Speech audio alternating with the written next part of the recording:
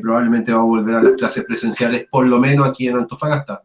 Una situación muy distinta en Santiago ahí con lo que respecta un poco a los compañeros, a Lian y a la ISCA, porque ellos dependen de que todas las comunas de Santiago estén en la misma fase para poder movilizarse a donde está la sede, que es la región metropolitana. Por lo menos acá en Antofagasta no es así.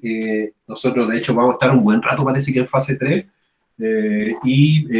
por lo menos vamos a tener la posibilidad de poder volver a hacer las clases presenciales sin mayor problema. Bueno, en la última, bueno, hemos estado hablando principalmente de los ítems que le corresponde a la evaluación kinésica de las extremidades, en esta mirada que ofrece la terapia manual ortopédica, de la cual obviamente yo me relaciono obviamente por haber estudiado eso, y espero que durante las clases donde hemos visto este protocolo o estos ítems de evaluación, a ustedes le haya dado mucha lógica, le haya dado mucha lógica el planteamiento que ofrece un poco la terapia manual en cómo hay que evaluar y cómo hay que, ¿cómo se llama? De alguna manera abordar al paciente en esta evaluación. Entonces, teníamos varios ítems de la evaluación que ya hemos visto, principalmente la primera, que era todo este tema de la evaluación del dolor, que no necesariamente se puede realizar en la anamnesis, yo lo puedo hacer de manera previa, antes de que el paciente ingrese a donde yo lo voy a evaluar y examinar.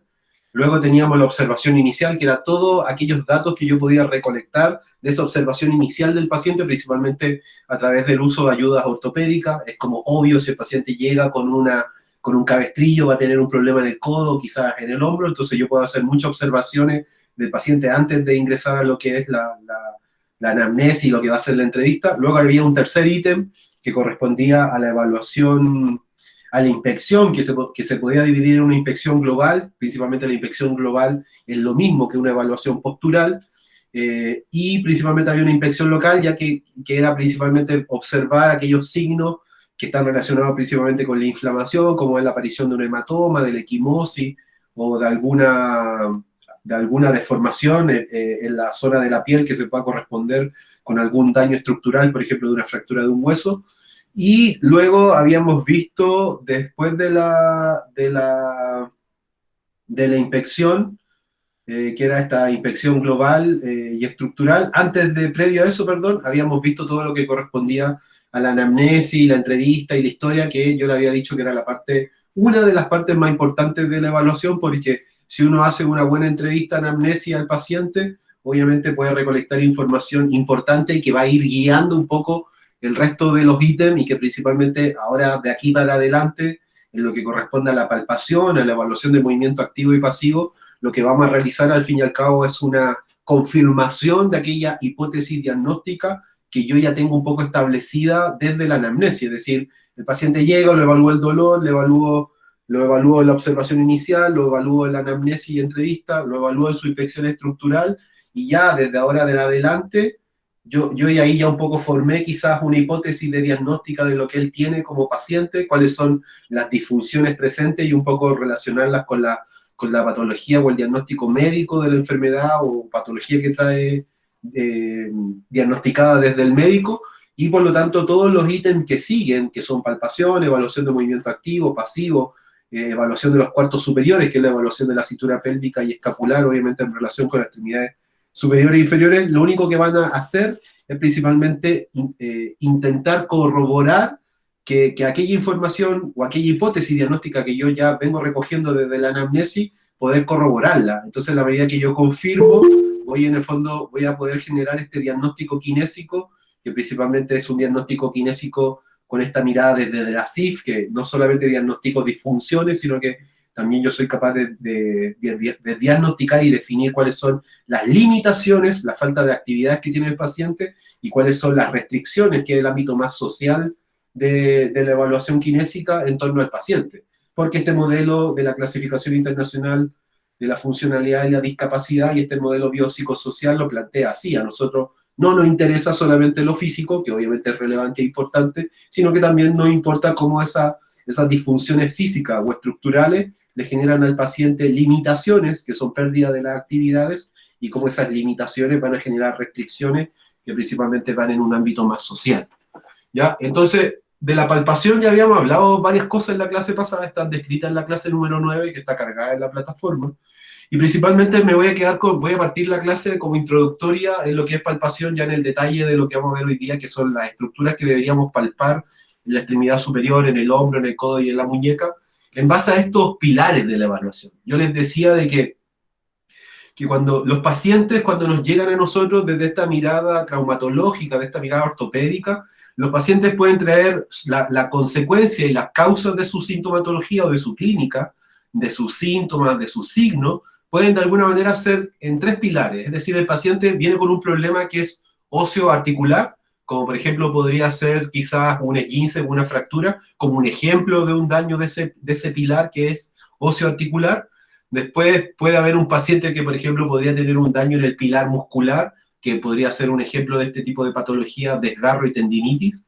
Y ya podría haber otro pilar que sería como otro tipo de alteraciones en la estructura corporal, que podría ser lo básculo nervioso, principalmente una hernia del núcleo pulposo, un síndrome del túnel carpiano, un síndrome del opérculo torácico, que es principalmente la contractura o el espasmo del escaleno anterior y el medio que genera una compresión del plexo braquial, podría ser un ejemplo de patología en relación con este pilar básculo nervioso. Entonces yo les decía que yo al fin y al cabo, en la medida que me llega la información del paciente, una manera para poder generar una hipótesis diagnóstica correcta y una hipótesis diagnóstica que me ayuda a mí a definir qué es lo que tiene el paciente y no estar pensando que el paciente tiene todo, es principalmente pensar que la visita del paciente, el problema principal es en uno de estos tres pilares. Entonces yo un poco lo comentábamos en esa clase número 9, que si el paciente tiene un problema osteoarticular, en este pilar osteoarticular, como podría ser una patología de una fractura o un esguince, la mayoría de las disfunciones casi claras de este pilar podrían ser la disminución del ROM pasivo, ¿ya? La rigidez articular que podría estar presente en la articulación, el Enfield alterado que podría haber, yo hago la movilización pasiva y el final del movimiento lo siento extraño, que de hecho es un ítem que lo vamos a revisar ahí, que es la movilización pasiva, y también podría haber una disminución de la carga de peso, de la disminución del apoyo corporal si es que la afección fuera en la extremidad inferior. Cuando nosotros tenemos problemas en el pilar muscular, principalmente las disfunciones que podrían estar presentes en una disfunción muscular, que son características de esta disfunción a nivel muscular, como ejemplo de patología, un desgarro y una tendinitis, principalmente hay una disminución o una alteración de la fuerza muscular, principalmente hay una disminución de la fuerza, hay una pérdida del trofismo del músculo, es decir, el músculo pierde masa, pierde tejido, va a haber una alteración del ROM activo, principalmente va a haber una disminución del ROM activo, no necesariamente el paciente en un desgarro o en una tendinitis o en un problema muscular tiene una alteración del ROM pasivo, es más el ROM activo el que debería estar alterado. Si es que el paciente tiene una alteración principalmente muscular a nivel de la extremidad inferior, eso lo va a afectar en lo que podría ser la estabilidad. Obviamente un problema muscular va a estar relacionado con una pérdida de elasticidad en el tejido muscular. También va a haber una aparición de espasmo, es decir, va a haber un tejido que va a estar con un tono aumentado, pero no desde un punto de vista neurológico, sino que desde un punto de vista mecánico. Y principalmente en algunos casos, cuando ya las afecciones son de tipo crónica, principalmente se pueden dar la aparición de depósitos musculares, que principalmente son estas zonas de espasmo, pero que se han mantenido en el tiempo y dejan ciertas zonas dolorosas en el músculo. En tanto, si el paciente tiene un problema a nivel básculo nervioso, principalmente las series que caracterizan, las disfunciones que caracterizan ese pilar básculo nervioso, va la aparición de un edema, la permanencia de un edema y de una inflamación en el tiempo, es decir, porque es normal que yo, si me pego en el cuerpo, se me debe generar un edema y se me debe generar una inflamación, pero si el edema se me mantiene más del tiempo que corresponde, lleva más de 8 semanas el edema presente, principalmente en alguna de las estructuras de la extremidad superior e inferior, yo obviamente debo pensar que hay un problema básculo nervioso ahí. Las sensaciones de hormigueo también es una característica en este pilar básculo nervioso. Las disfunciones no a nivel del trofismo, del espasmo muscular y de los depósitos musculares, sino que la hipertonía y la hipotonía también podría generar una alteración de este pilar básculo nervioso, podría ser una disfunción característica de este pilar básculo nervioso, la pérdida de sensibilidad o la alteración en la sensibilidad, la alteración de los reflejos y principalmente la aparición de signos de cianosis en algunas estructuras corporales. Entonces, un poco según cuáles son las disfunciones más prevalentes en el paciente, yo podría decir, este paciente tiene un problema en el pilar óseo articular, o este paciente tiene un problema más muscular, o este paciente tiene un problema más vasculonervioso. Entonces, la evaluación distintiva, que es principalmente un diagnóstico diferencial, porque yo estoy haciendo la diferencia entre tres tipos de estructuras que tienen un comportamiento distinto en la clínica, me podría a mí ayudar a poder generar a poder corroborar la hipótesis que pienso desde la anamnesis para poder establecer un diagnóstico kinésico exacto. Que recuerden, el diagnóstico kinésico exacto va principalmente en poder definir cuáles son las disfunciones presentes en el paciente, que pueden ser tanto estructurales como funcionales. Cosas así a la rápida. Bueno, la palpación se puede dividir en tres tipos de palpación, porque habitualmente a nosotros nos enseñan como kinesiólogos que la palpación es una, que es palpar la estructura y ver si duelen o no duelen, pero en verdad la palpación, desde un punto de vista más específico, la podemos hacer desde cuatro formas. Hay una palpación que es por condición, por las características propias de la lesión, la inflamación, el edema, el dolor, la equimosis, etc. Hay una palpación que también es por posición, que podría en el fondo ayudarme a mí, si por ejemplo, si la extremidad inferior está más larga que la contralateral. Obviamente también la palpación por posición me podría ayudar a mí a poder definir una deformidad que podría haber en la estructura desde el punto de vista óseo. Luego hay una palpación que mueve también, es decir, yo palpo, pero a la misma vez que estoy palpando, estoy movilizando, y obviamente ahí va a estar relacionada con la evaluación del movimiento pasivo. Y la palpación que habitualmente utilizamos nosotros es la palpación de punto sensible, es decir, al paciente le duele un determinado lugar del cuerpo y yo quiero saber si ese dolor al palparlo, esa zona al palparla, detona un poco la sintomatología que siente el paciente. No hay que tener miedo de que cuando yo genero una palpación de un punto sensible del paciente, eso manifiesta el dolor que siente el paciente. Lo que sí hay que tener cuidado es que la palpación o la aparición de estos puntos dolorosos que manifestó el paciente en la historia de la anamnesis, obviamente generen un cuadro que sea más doloroso del que ya tiene el paciente. Es decir, debemos ahondar en la búsqueda del dolor del paciente, en buscar la causa del dolor del paciente. No hay que tener miedo en reproducir los dolores, pero siempre con el cuidado respectivo en no exacerbar los síntomas de él. Entonces, bueno, eso hablábamos principalmente desde el punto de vista de la palpación. Hablamos de que además de estos cuatro tipos de palpación y que les damos la característica de la palpación por posición, por movilidad, de puntos sensibles, principalmente la palpación también se puede llevar a cabo a través de los tejidos que yo quiero palpar. Entonces, la palpación, según los tejidos que yo quiero palpar, un poco guardan relación con estas características de estos pilares de la evaluación, donde yo quiero ahondar para saber cuál es la causa del motivo de consulta de nuestro usuario. Entonces, la palpación por tejidos, podemos palpar tejido óseo y ligamentoso, que sería uno de los pilares, el tejido muscular, que sería otro, y el tejido vasculonervioso, que sería otro. Obviamente, la palpación de la piel y tejido subcutáneo no queda como un pilar, porque al fin y al cabo, la mayoría de los daños a nivel de la piel son manifestaciones clínicas, es la manifestación de una causa en los otros pilares. Es muy raro encontrarse con un problema kinésico y un problema traumatológico que tenga su origen en la propia piel, No hay que dejarla de lado a la piel quizás como pilar, pero la mayoría de las patologías manifiestan su signo y su sintomatología a través de la piel, pero no necesariamente la causa del problema en la piel. Pero sí hay casos, por ejemplo la dermatitis que es una inflamación de la dermis, podría ser una causa de un cuadro clínico que tiene su causa en este tejido tegumental. Entonces después hablamos de cada palpación de cada tejido, un poco las cosas que podemos observar y las cosas que podemos caracterizar. Pero lo que vamos a ver hoy día no es eso, es principalmente las estructuras que deberíamos palpar en cada una de las zonas corporales que le corresponde a la extremidad superior. Entonces, vamos a partir con el hombro. No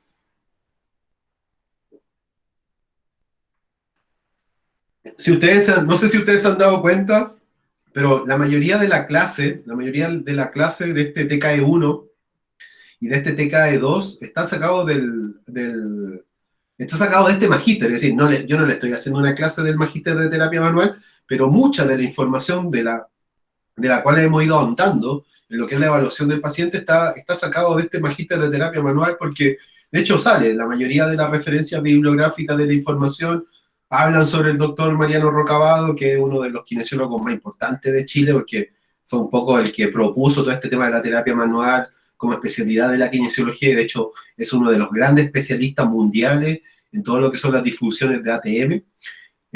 Ya está retirado Mariano, creo, Rocabado, estaba con un problema de cáncer hace un tiempo atrás, entonces creo que ya no está ejerciendo kinesiología, no sé si se dedica todavía a hacer docencia, pero al fin y al cabo, la gran parte de la información que yo le he estado compartiendo durante estas clases vienen del magíster de terapia manual, vienen de un libro que me entregaron a mí en el magíster, y al fin y al cabo, yo principalmente un poco destaco esto porque si ustedes van a buscar esto en un libro, no lo van a encontrar.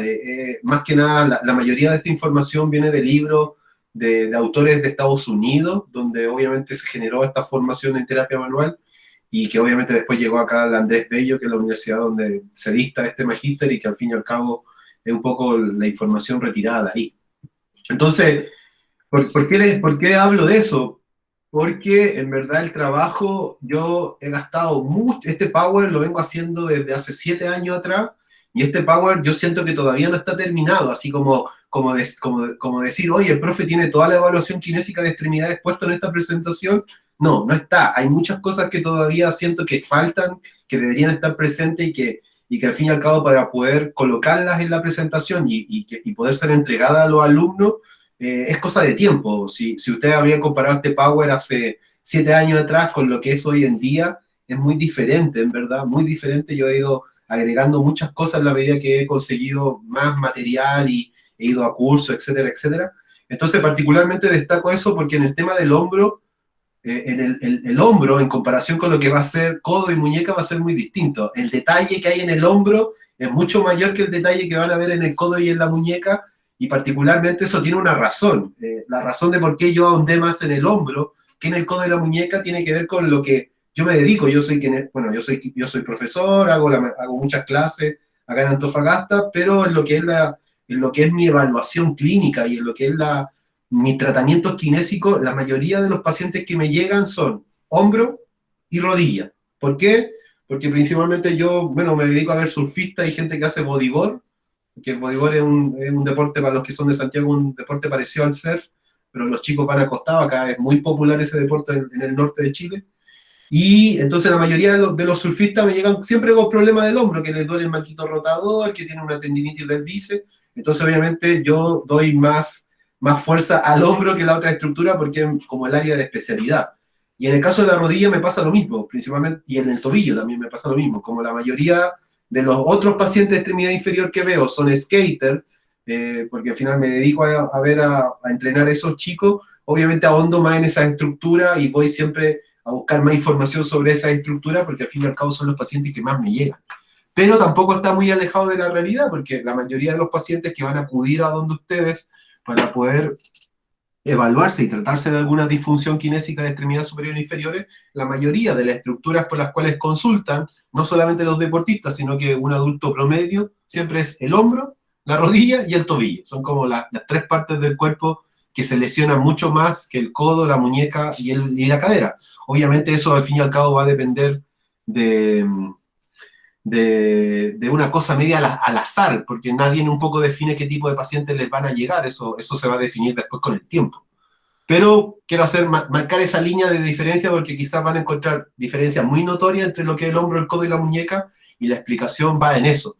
Y también un poco la próxima semana yo he dejado un poco de lado este ramo en lo que es su planificación y un poco el tema de actualizar las plataformas porque he estado preocupado de otras asignaturas, de neurofisiología y control motor, de biofísica, que son ramos principalmente de primero, y un poco también descansé, un poco pensando de que íbamos a volver a las clases presenciales, así que la próxima semana, que va a ser esta semana de receso, me va a permitir quizá a mí poder utilizar un poco de ese tiempo de receso, poder mejorar la presentación, agregar el tema del dolor que no está agregado todavía. Creo que agregué solamente la presentación de la ANAI, y obviamente quizá abordar el codo y la muñeca y el resto de la estructura como lo van a ver en el hombro.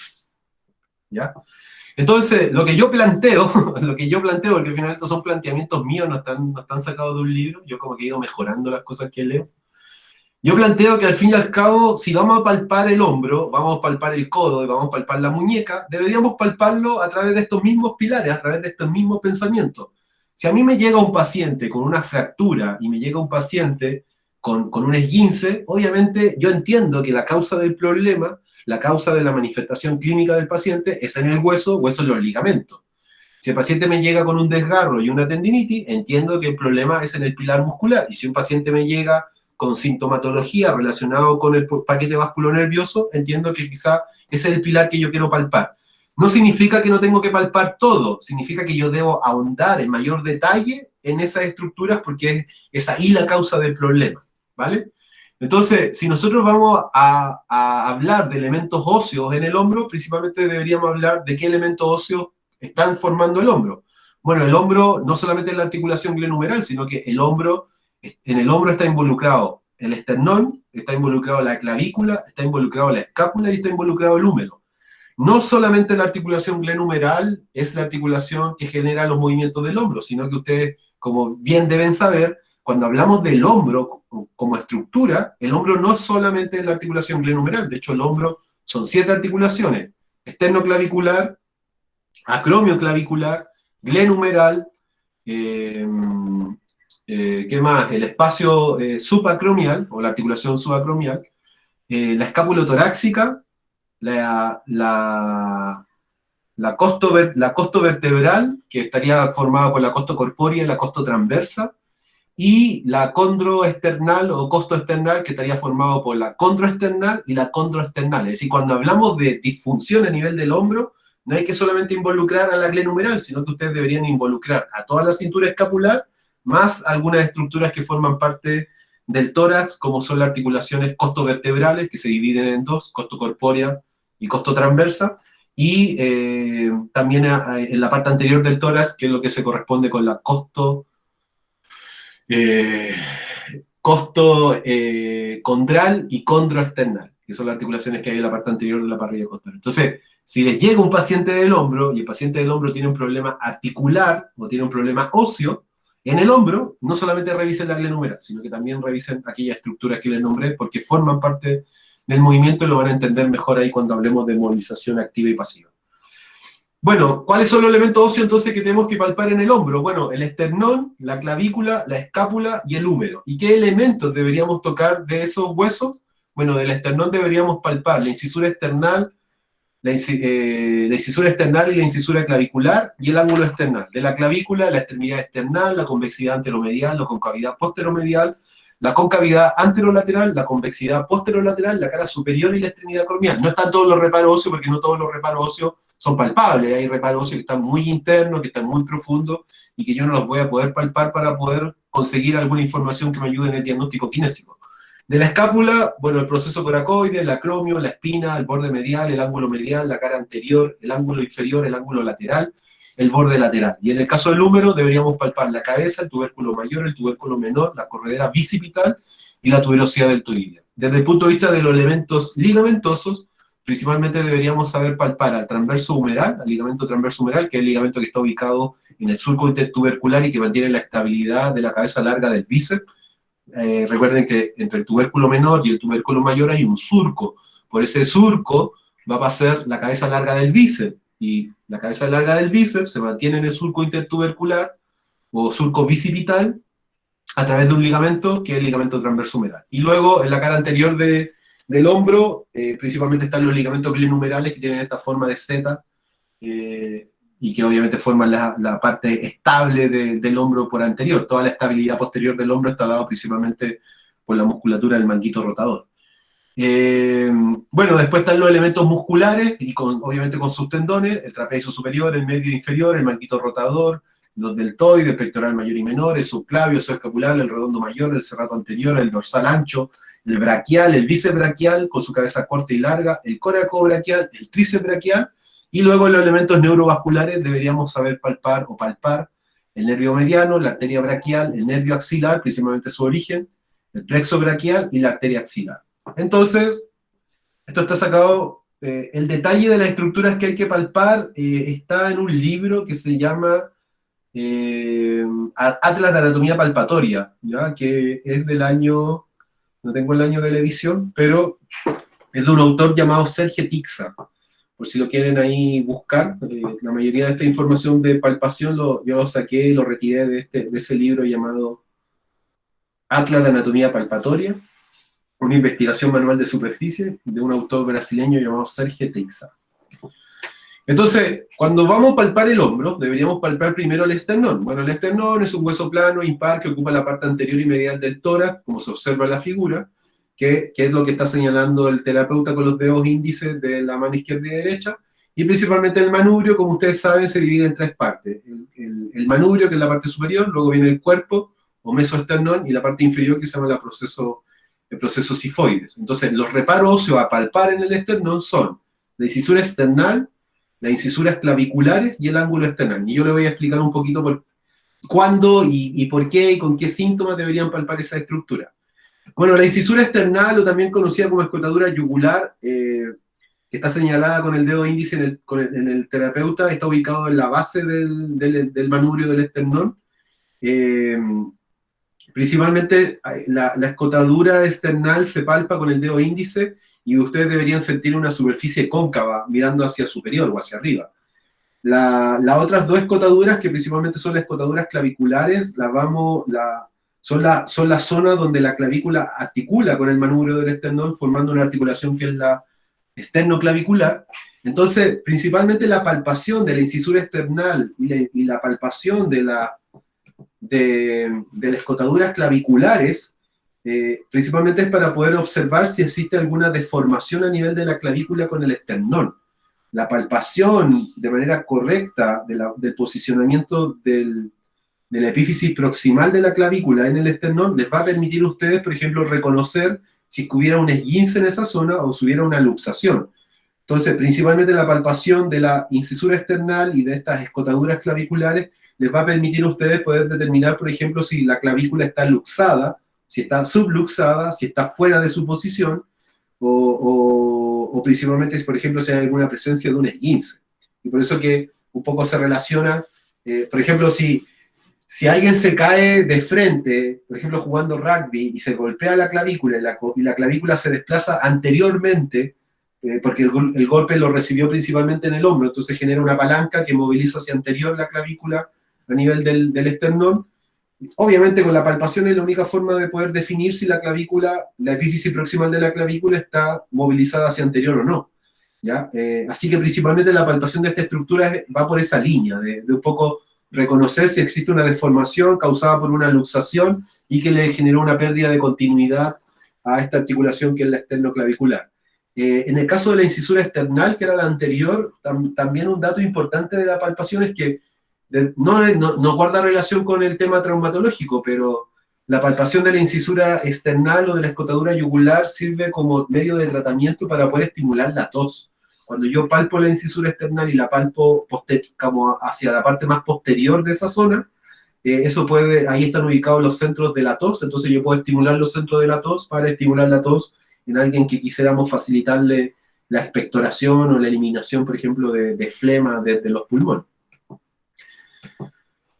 Y después tenemos el ángulo external. Bueno, el ángulo external principalmente es una zona que está ubicada entre el manubrio y el cuerpo, también se llama el ángulo de Luis o del Lugdi, y principalmente el ángulo external guarda relación con la segunda costilla, es la zona donde se articula la segunda costilla, así que reconocer dónde está el ángulo external también me podría servir a mí para poder definir algunas deformidades traumatológicas que se podrían ocasionar por alguna fractura costal, porque en verdad el esternón que se fracture es muy, muy, muy extraño, pero que se fracture una costilla o que se fracture una clavícula sí es más habitual. Entonces, acá les muestro por qué hay que palpar esto. Entonces, cuando ustedes observen, me río porque al final llega a ver un paciente así, es como, está claro por qué hay que palpar. O sea, no es necesario palpar en verdad, yo ya sé que esa clavícula está mal posicionada. Entonces, hay una patología que se llama la luxación esternoclavicular, que es cuando frente a un traumatismo violento, principalmente un accidente de tránsito, de hecho se me fue la palabra, Ayúdenme, ¿cómo se llama? ¿El cierre? ¿No?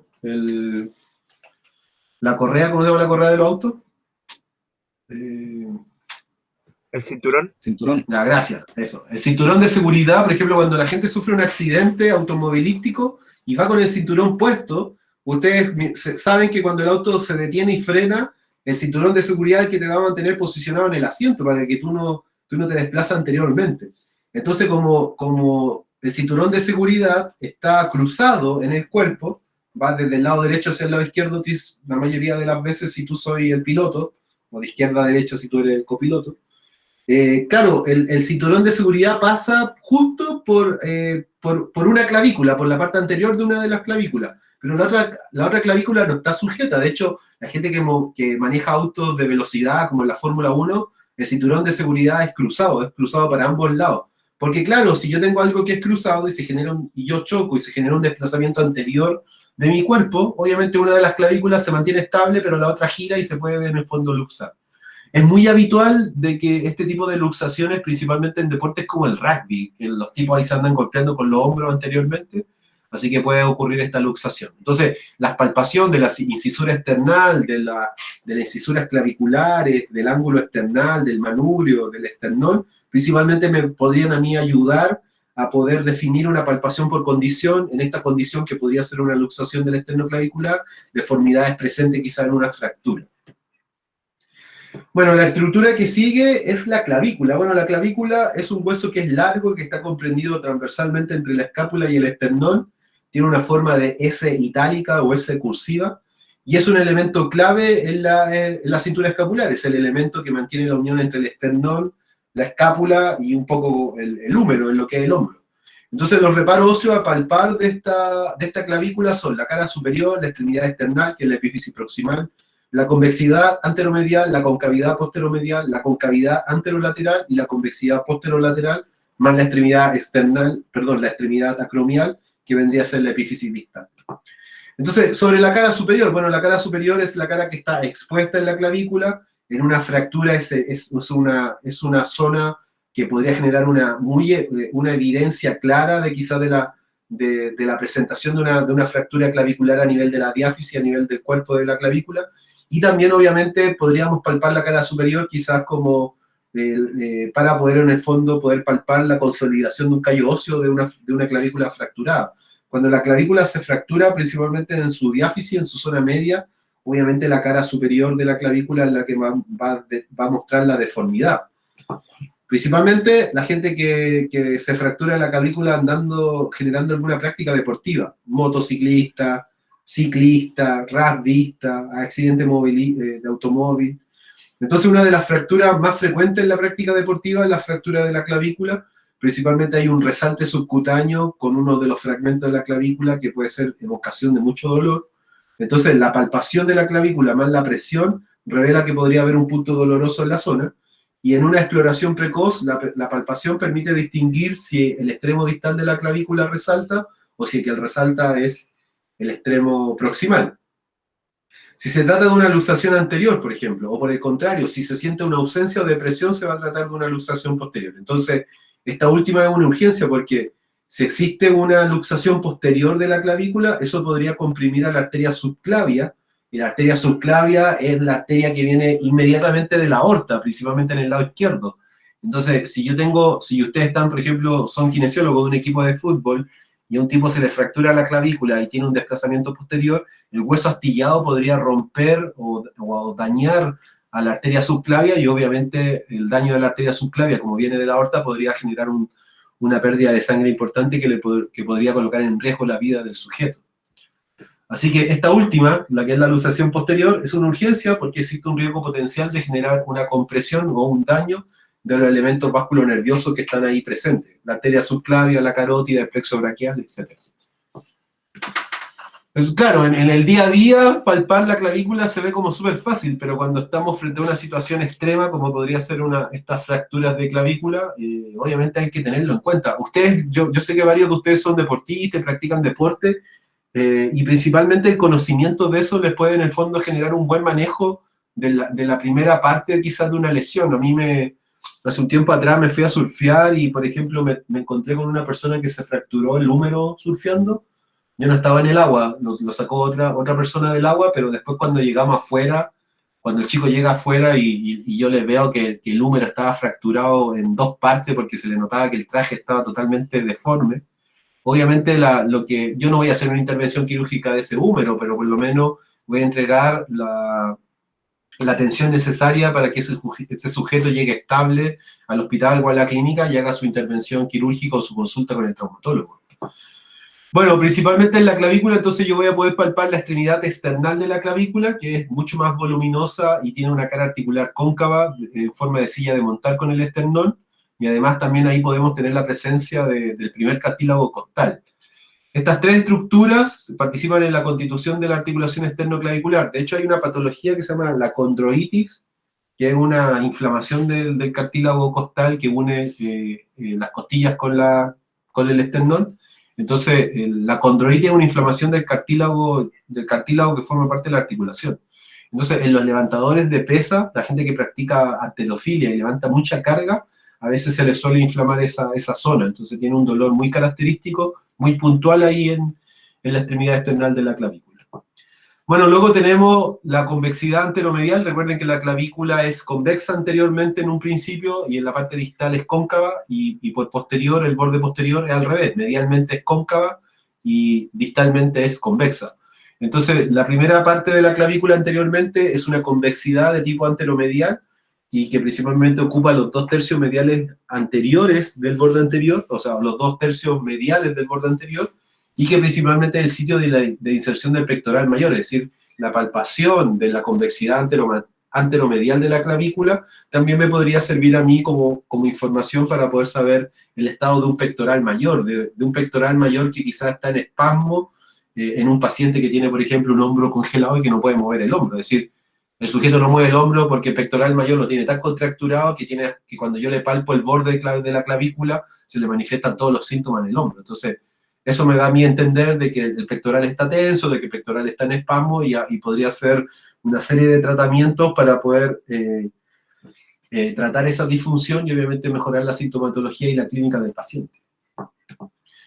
Bueno, luego por posterior, en la parte medial tenemos la concavidad posteromedial de la clavícula, que también es una concavidad que ocupa los 2/3 mediales. Principalmente esa zona se va a relacionar con la palpación del plexo braquial. La concavidad posteromedial de la clavícula se relaciona mucho con la zona donde está ubicado el plexo braquial, ¿ya? Y obviamente la palpación de la concavidad posteromedial también se relaciona con la búsqueda de alguna deformidad en esta estructura. Bueno, luego tenemos la concavidad anterolateral de la clavícula. La clavícula es un hueso largo que está comprendido transversalmente entre la escápula y el esternón, tiene esta forma de S cursiva, y obviamente es un elemento clave en la evaluación de la cintura escapular. Principalmente la palpación de esta estructura, de esta concavidad anterolateral, principalmente se relaciona porque yo puedo en el fondo estar palpando la zona que se corresponde con el origen del fascículo anterior del deltoide. Entonces, en un paciente que tiene dificultad para poder hacer una flexión del hombro, porque el deltoide anterior participa, además de participar en los primeros 90 grados de ABD, participa en los primeros grados de flexión. Obviamente, el dolor a la palpación de puntos sensibles de esta zona podría estar relacionado quizás con una situación de espasmo o de aumento de tono o de depósitos musculares de la porción anterior del deltoide. Luego tenemos la convexidad posterolateral. Bueno, esta es la parte de la clavícula que pertenece al borde posterior, es convexa, rugosa y sirve para inserciones principalmente del trapecio superior, de las fibras claviculares del trapecio superior, y obviamente la palpación de esta convexidad posterolateral se relacionaría con el trapecio superior, y como ustedes bien deben saber, el trapecio superior la mayoría de las veces está doloroso, porque es el músculo que debe sostener la cabeza, pero en aquellos pacientes que tienen problemas de hombro, como hombro congelado, hombro doloroso, rotura del manguito rotador, fractura, esta zona en verdad termina siendo muy dolorosa, porque se corresponde no solamente con el trapecio superior, sino que también se corresponde con ciertos dolores del supraespinoso también. Bueno, luego tenemos la extremidad acromial de la clavícula, que es aplanada de superior a inferior, se articula con el acromio a través de una articulación de tipo elíptica plana pero con funcionamiento de condilia, y principalmente tanto el acromion como la extremidad acromial de la clavícula participan en la articulación acromioclavicular. Por lo tanto, frente a un esguince o una luxación acromioclavicular, la palpación del acromion y la palpación de la extremidad acromial también me podría en el fondo ser relevante para poder en el fondo diagnosticar una deformidad de esta zona. Entonces es muy frecuente en la práctica deportiva el esguince y la luxación acromioclavicular, y principalmente los traumatismos principalmente relacionados con la etiología de algún choque directo de esa zona, generan este tipo de patología o de estado. Entonces, la esguince y luxación acromioclavicular se divide según el daño de los ligamentos, principalmente en un estadio 1. En un estadio 1, principalmente hay un simple estiramiento de la cápsula y de los ligamentos que mantienen la estabilidad de esta articulación. Un poco recuerden que esta articulación acromioclavicular se mantiene adherida por los ligamentos y la cápsula que forman parte de los ligamentos intrínsecos de la articulación, pero también existen unos ligamentos a distancia. Hay un ligamento que se llama coracoacromial y hay otros ligamentos que se llaman coracoclaviculares. Los ligamentos coracoclaviculares son el coracoide, o sea, el conoides y el trapezoideo, el medial el conoideo y el lateral el trapezoideo, y después tenemos otro ligamento que es el coracoacromial, que mantienen la estabilidad de la clavícula y impiden que la clavícula se eleve sobre la clavícula. Entonces cuando vemos la clavícula elevada, entendemos de que hay un esguince o hay una luxación de la estructura. En un grado 2 y 3, bueno, en un grado 2, este sería un grado 2, en un grado 2 de una esguince y luxación acromioclavicular, principalmente ya va a haber una rotura, no se dice ruptura, ¿no? Se dice rotura. Existe una rotura del ligamento acromioclavicular y obviamente ya hay un estiramiento excesivo de los ligamentos coracoclaviculares, que son el trapezoideo y el conoide. Y principalmente toda la interlínea acromioclavicular es dolorosa la palpación y la presión. De hecho, una de las formas para poder evaluar un esguince acromioclavicular es un test, una prueba que se llama la tecla piano. Si yo toco la clavícula y la puedo hundir como si fuera una tecla de un piano, obviamente eso habla de que hay una luxación presente en la zona. Entonces, la palpación no solamente es por puntos sensibles, sino que yo podría hacer una palpación por movilidad, y esa palpación por movilidad me podría en el fondo generar en un caso de un esguince de grado 2, me podría evidenciar un desplazamiento de la clavícula sobre la acromion.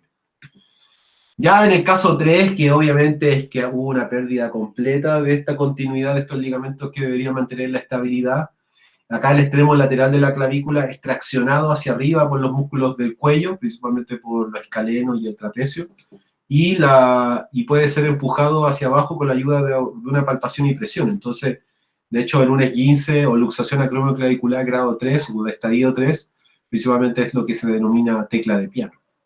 Acá yo puedo hundir la clavícula y volver a la posición original, pero después vuelve a colocarse en esa posición de deformidad porque no hay nadie que lo mantenga adherido ahí a la acromion. Entonces, los dos gestos técnicos para la palpación y la presión de las estructuras acromioclaviculares, principalmente uno es la palpación por presión, que busca un poco el dolor o la tecla de piano en el estadio 3, y después hay una palpación y movilización de un cajón anterior y posterior de la clavícula sobre la acromion, que también un poco marca esta evaluación de lo que podría ser un esguince o luxación acromioclavicular. Vamos bien, ¿cierto? ¿Se entiende? ¿Se entiende un poco cómo está ordenada esta parte? Sí, profe, todo bien. Ya. Bueno, la siguiente estructura es la escápula. Bueno, la escápula es un hueso plano que está ubicado en la parte posterior de la caja torácica. Forma parte, obviamente, de la cintura escapular. La escápula está comprendida entre la segunda y séptima costilla. Por lo tanto, guarda una relación con la clavícula, anteriormente con el acromion, y guarda una relación con el húmero a través de la articulación glenumeral. Pero la escápula además se mantiene adherida al tórax con una articulación que se llama escápulo-torácica, que es la única articulación del cuerpo que los materiales que mantienen unidos los dos huesos son musculares. Entonces ese tipo de articulación se llama sinsarcosis. Y esa articulación escápulo-torácica principalmente se mantiene adherida a la escápula al tórax a través de dos músculos, de un músculo que es los romboides y de otro músculo que es el serrato anterior. Entonces, cuando nosotros estamos haciendo una observación global del paciente y observamos que el borde medial es más prominente, aparece el ángulo inferior, el borde medial o el ángulo superior, principalmente nosotros entendemos que hay una falta de estabilidad muscular que viene causada por una alteración del funcionamiento del serrato anterior y los romboides. Si alguna vez se encuentra con una escápula que tiene los bordes mediales marcados, en lo que habitualmente llamamos disquinesia, tipo 1, 2 y 3, ustedes deben entender de que esa disquinesia escapular es porque los músculos romboides y el músculo serrato anterior no están funcionando de la manera correcta y no están estabilizando la escápula de manera correcta. Entonces, las estructuras que yo tengo que palpar en la escápula son la apófisis coracoides, que principalmente es como una especie de proceso coracoide también, que es una especie de levantamiento que está en la parte anterior de la escápula y que es importante porque de ese apófisis coracoides salen los ligamentos que van a estabilizar la clavícula, el trapezoideo, el conoideo y el coracoacromial, pero además acá es el punto de inserción de 3 músculos, o sirve de inserción para 3 músculos este proceso coracoide. Es el punto de inserción para el músculo pectoral menor, para el coracobraquial y además para la porción corta del bíceps braquial. Entonces, si el proceso coracoide siempre duele y duele mucho, pero si un paciente tiene una manifestación dolorosa en la zona, sin palparlo, ustedes pueden pensar de que el músculo que está afectado podría ser el pectoral menor, el coracobraquial o también la cabeza corta del bíceps. Bueno, la escápula, podemos tocar la cara anterior de la escápula, pero la única forma de poder hacer un abordaje de la cara anterior de la escápula es principalmente haciendo un abordaje espinal, es decir, la palpación espinal de la escápula permite un poco de que yo pueda tocar la cara anterior de la escápula y en esa cara anterior de la escápula que estoy palpando, yo puedo relacionarla principalmente con el músculo serrato anterior, que es uno de los músculos que mantiene la estabilidad escapular con el tórax.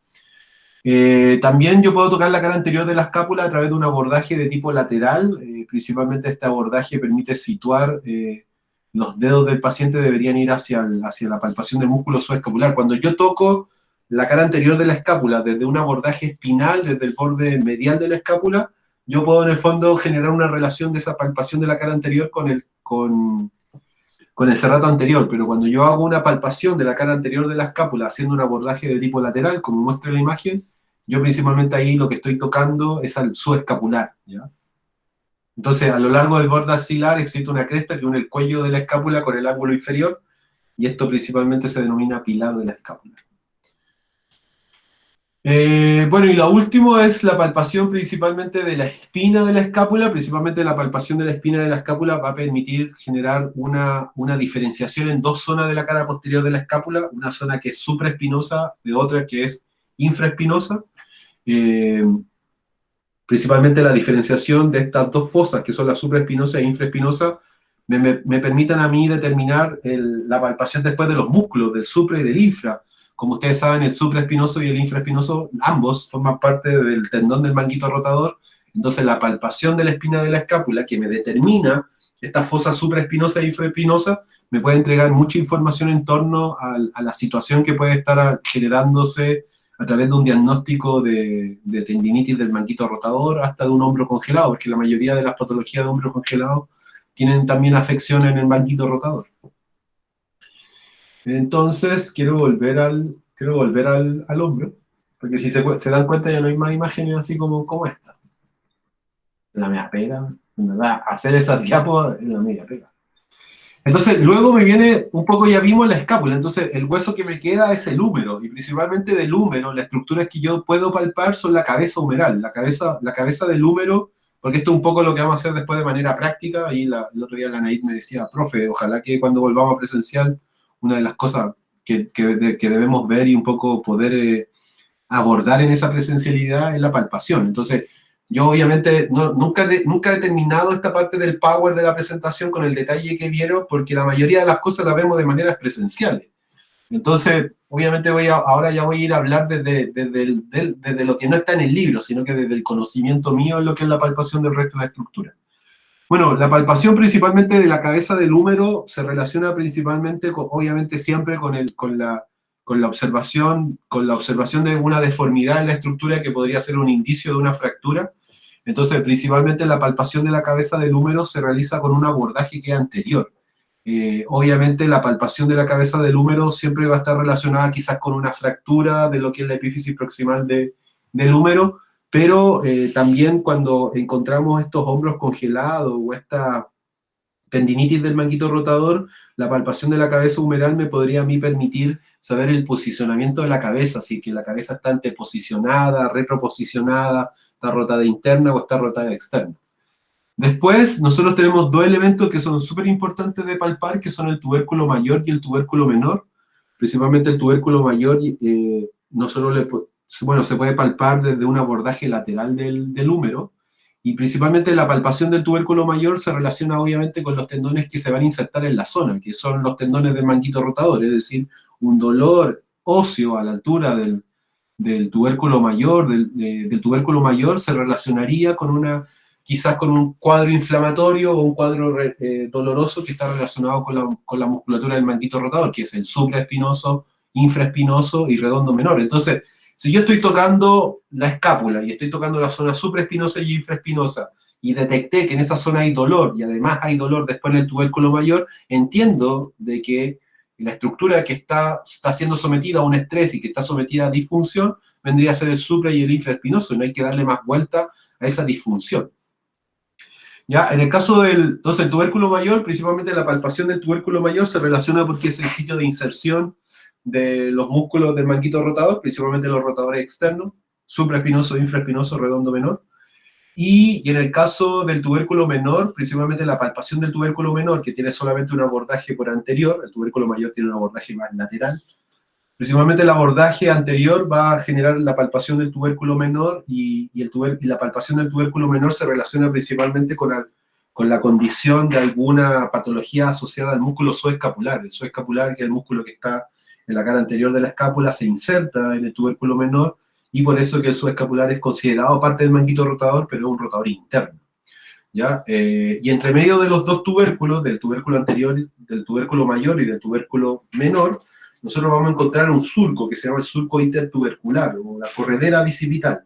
Por esa corredera bicipital va a aparecer o va a trasladarse o va a estar ahí dispuesto un tendón que es de la cabeza larga del bíceps, y por lo tanto la palpación de la corredera bicipital es principalmente sirve para poder ver la condición de inflamación o de dolor que podría tener esta cabeza larga del bíceps, que es habitual que esté dolorosa, porque el bíceps no solamente hace flexión del codo, sino que además participa en los movimientos de flexión del hombro. Entonces, la palpación de esta corredera bicipital, que se relacionaría con la palpación de esta cabeza larga del bíceps, obviamente en dolores de hombro con mucha pérdida de ROM hacia la flexión, obviamente es importante de hacerlo. Y lo último es la tuberosidad deltoidea.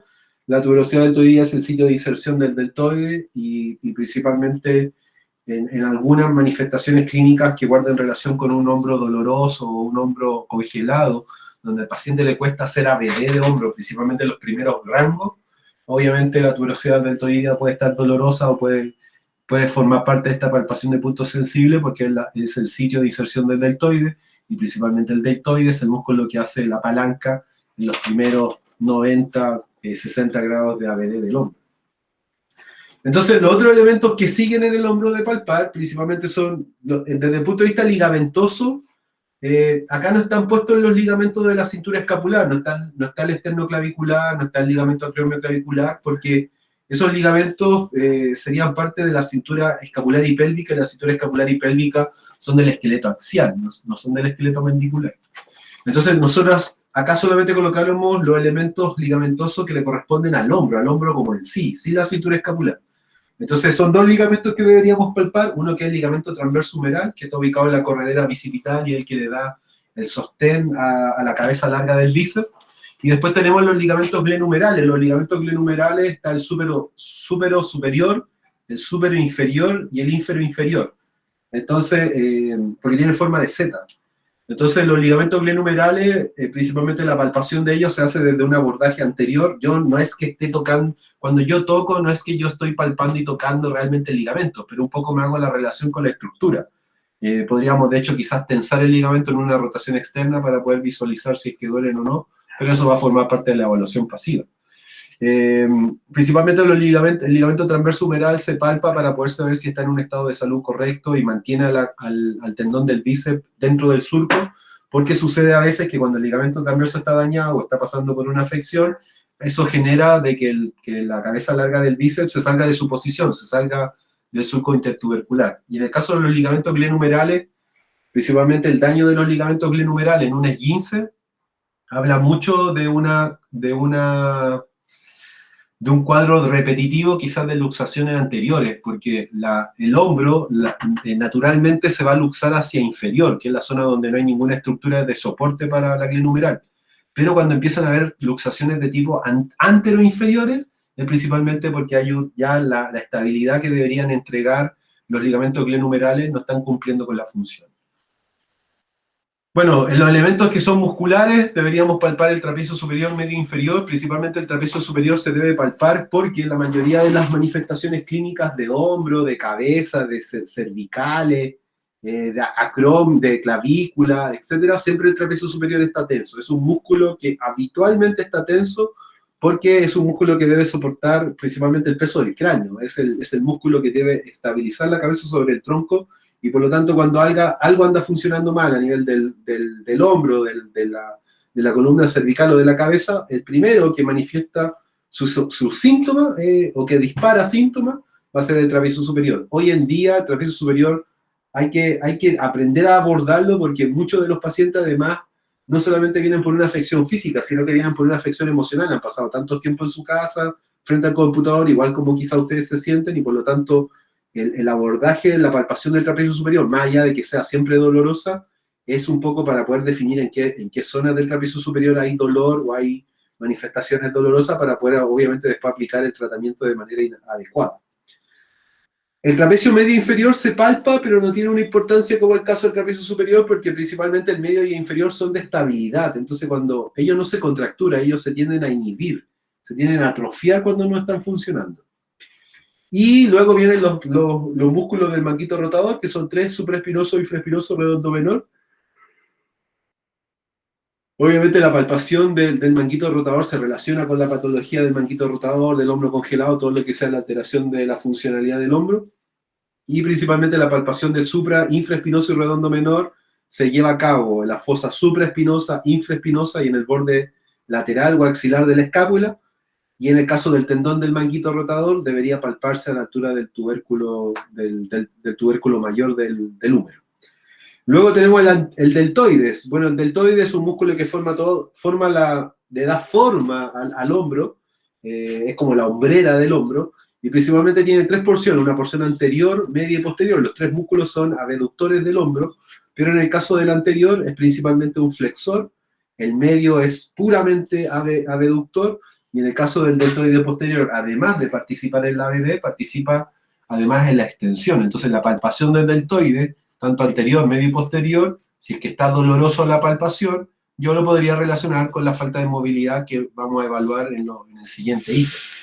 Luego está el subclavio, luego está el pectoral mayor y menor. En el caso del pectoral mayor se relaciona con el borde convexo, con el borde medial, anteromedial convexo que tiene la clavícula, porque es su zona de inserción del pectoral mayor, y también se podría relacionar en el caso del pectoral menor con el proceso coracoide. Entonces, un proceso doloroso, inflamatorio, de espasmo a nivel del pectoral mayor y menor, obviamente que lo que va a traer como consecuencia es una pérdida de la rotación externa. Si el músculo pectoral mayor y menor, que son principalmente rotadores internos y aductores del hombro, se encuentran tensos en espasmo, eso obviamente va a disminuir los rangos articulares de elevación del brazo, tanto en el plano frontal como en el plano sagital. Otro de los músculos que es importante de palpar es el subclavio. El subclavio principalmente es un músculo que está ubicado debajo de la clavícula. Principalmente su palpación podría ser importante de palparla posterior de una fractura. El paciente se fracturó la clavícula, lo intervinieron quirúrgicamente, está con una osteosíntesis, con un aparataje que mantiene la clavícula unida al otro segmento fracturado, y obviamente en una clavícula fracturada, el subclavio después de un tiempo va a estar bastante alterado, principalmente va a estar en espasmo o va a estar acortado. Entonces hay técnicas específicas para poder generar masaje en ese músculo. El subescapular, para mí este lo voy a colocar con negrita, de hecho sí, junto con el manguito rotador, porque dentro de mi experiencia que no es poca, yo, a ver, bueno, como profe ya llevo 10 años trabajando y como kine debo llevar como 15, ¿ya? Como profe llevo 10 años y como kine llevo 15. Salí a los 24, el próximo sábado cumplo 39, así que salí a los 23, o sea, me titulé a los 23, ahora voy a cumplir 39, llevo como 15 años de ejercicio de la profesión. Entonces, yo, como les decía y les comentaba anteriormente, lo que más habitualmente me llegan son hombros. Yo, en verdad, he visto mucho hombro. He visto hombros congelados, hombros fracturados. Mi mamá se fracturó el hombro, sacó la cresta en la casa, se fracturó el hombro en 3 partes, me tocó atenderla 3 meses. La mayoría de los surfistas y los bodyboard llegan con problemas del hombro. Me ha tocado ver hombros congelados. Cuando trabajaba en la Mutual, los hombros congelados eran pan de cada día. Entonces, si a ustedes me preguntan cuáles son los músculos más importantes del hombro y dónde de alguna manera están las llaves de los procesos dolorosos que se llevan a cabo y dónde están las llaves para después generar el tratamiento, yo les nombro principalmente estos 3. De hecho, este igual lo voy a marcar. El manguito rotador, si ustedes saben hacer la evaluación del manguito rotador en lo que es la palpación, y después saber evaluarlo en lo que es la movilización pasiva, y después lo saben tratar a través de masajes, les aseguro que tienen un 30% del problema del hombro solucionado. Después el otro músculo que se ve muy afectado en los hombros es principalmente el subescapular. Cuando esta gente que practica surf, bodyboard o natación, como hace tanto movimiento rotatorio y no elonga, en rotación externa, no rotan externo para elongar el subescapular o el pectoral mayor, el subescapular cuando se tensa genera una rotación interna de la glenumeral, entonces mantenida. Entonces, siempre cuando nosotros teníamos que evaluar un hombro congelado, nos encontramos con que el hombro del paciente estaba como rotado interno y protruido. Entonces, ¿quién es el culpable de un hombro que está protruido y que está rotado interno? Mi compadre subescapular. Y en alguna menor medida el pectoral mayor, pero el pectoral mayor es un músculo mucho más grande, entonces es capaz de resistir harta fuerza y un poco adaptarse a la exigencia del día a día. Pero el subescapular es pequeño, es un músculo que además se inserta en el tubérculo menor, pero pasa por la cara anterior del hombro, es decir, también su tendón forma parte de toda la parte anterior de la cápsula de la glenumeral. Y principalmente la palpación de este músculo se hace con un abordaje lateral, se debe meter la mano como por la axila para poder palparlo y tocarlo. Y en verdad, insisto, la palpación, la evaluación y el tratamiento del subescapular, yo creo que es el 50% del hombro. Y si usted sabe tratar el subescapular, los pacientes con el tratamiento del subescapular se mejoran, pero es como casi maravilloso, así, como si fuera como si le estuviera contando un tips, un secreto que en verdad si lo llevan a cabo se van a sorprender, pero hay que saber palparlo porque tampoco es muy fácil porque es un músculo que es profundo en la axila y por lo tanto la palpación a veces se puede confundir principalmente con la palpación del dorsal ancho. Bueno, luego viene el redondo mayor no forma parte del manguito rotador porque él va hacia adelante y es un rotador interno. Luego está el serrato anterior, que más que palparlo como para saber cuál es su estado de condición muscular, el serrato anterior es un músculo que cuando está en disfunción se atrofia. Y la atrofia del serrato anterior genera una inestabilidad de la escápula, porque yo les decía recién que los que mantienen a la escápula adherida al tórax, con los bordes mediales no levantados, son principalmente el serrato anterior y los romboides.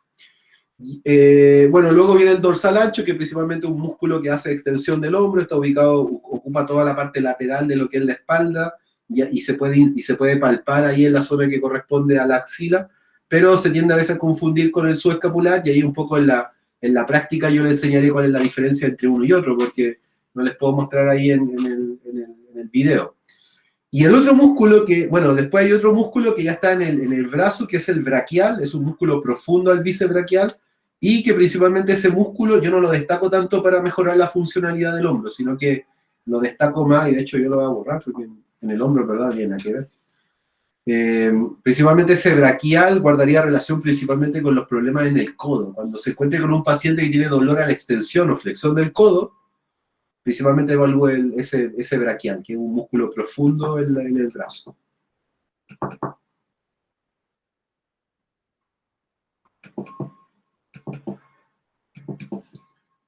Uy, se me borró ahí la cabeza larga.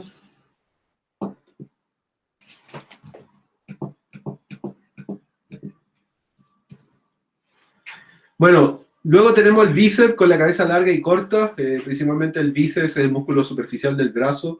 Y al bíceps, y acá hay también un tips, al bíceps no solamente lo vean como un músculo que hace flexión del codo, porque tendemos habitualmente a pensar que el bíceps, como la mayoría de la gente que hace flexión del codo o pesas con flexión del codo, se les marca mucho el bíceps, le damos como que el bíceps es el músculo más importante del codo. No, el bíceps en verdad es el músculo más importante, es uno de los músculos más importantes del hombro, particularmente la cabeza larga, porque la cabeza larga del bíceps braquial es la que participa principalmente en los movimientos de elevación del brazo en el plano sagital. Entonces, cada vez que yo quiero levantar el brazo, como por ejemplo para sacarme el chaleco, o para colgar la ropa, guardar los platos, si hay que guardarlo en la parte superior de la cocina, principalmente la palpación del bíceps braquial, al igual que el subescapular y al igual que el manguito rotador, son zonas de apertura, son zonas claves donde se puede generar un reacondicionamiento de la musculatura de una manera que es muy, muy, muy eficaz. Y luego tenemos dos músculos, que es el coracobraquial. El coracobraquial en verdad muy rara vez está con un problema. Lo que sí hay que tener en cuenta del coracobraquial es que lo atraviesa un nervio. Músculo, no me acuerdo cuál nervio, pero lo voy a buscar ahí. Principalmente que es el músculo cutáneo. Entonces, el nervio músculo cutáneo, que es el encargado de hacer la flexión del codo, porque el mediano guarda relación con cosas en la mano y los dedos.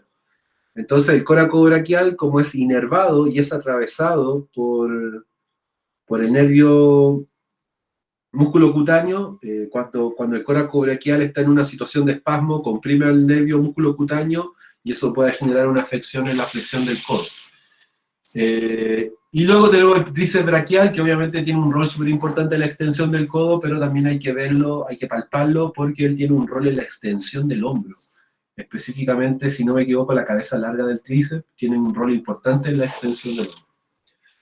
Y en lo que son los elementos neurovasculares, principalmente las estructuras que hay que palpar, y acá entra un tema, porque, por ejemplo, yo nombro la estructura, pero, por ejemplo, si a mí me preguntan la palpación del nervio axilar, yo no sé cómo palpar el nervio axilar, pero sé que se palpa. No sé si me entienden un poquito la idea, es como que se lo escribí en el PowerPoint para que sepan que se puede palpar, pero la palpación de nervio, en verdad, es un área muy especializada de la kine, que se llama neurodinamia. Entonces, un poco, y acá un poco tiene origen en lo que estaba hablando al principio.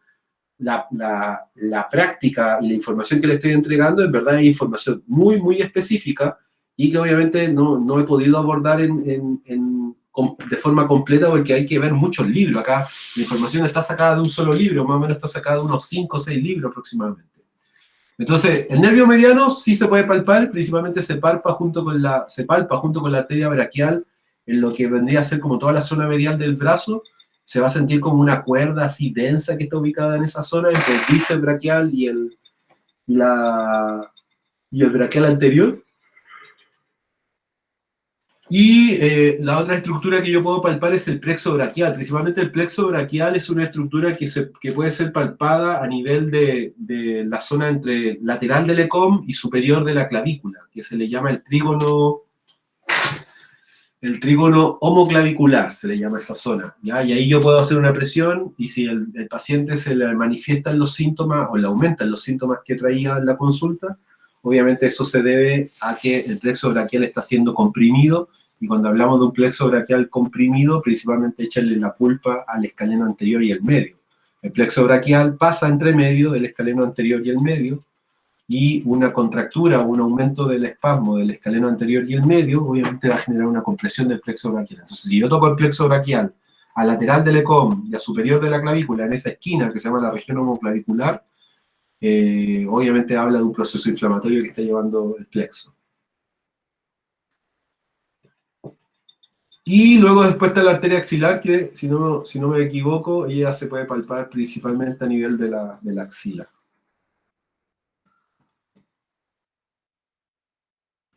¿Ya?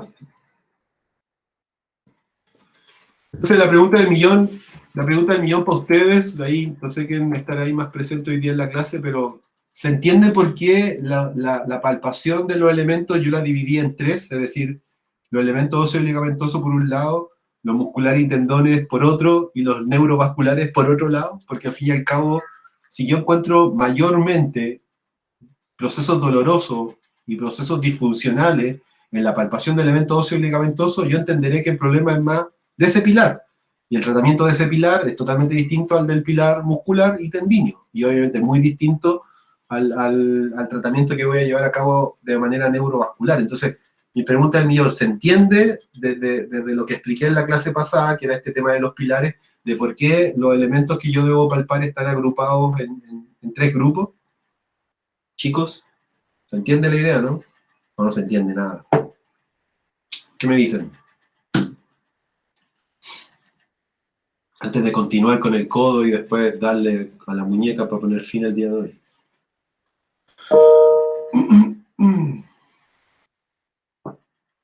Aparte, yo sí lo entiendo. Sí, se entiende la idea de por qué están agrupados de esa manera. Felipe, ¿está ahí? ¿Se entiende por qué están agrupados los reparos, o sea, los reparos óseos por un lado, los reparos musculares, o sea, los elementos musculares por otro, y los neurovasculares por otro lado? Sí, profe. Ya. Porque también terminé de tomar mi jugo, entonces como estoy hablando de manera continua y voy tomando agua, se me fue todo el agua, voy a ir a buscar un poquito más de agua para continuar con el codo y la muñeca y darle el fin a la clase 2. Ya son las 5 y yo creo que yo tengo que ya estar retirándome un cuarto para las 6, yo tengo que salir a esa hora. Me esperan un poco y vuelvo al tiro.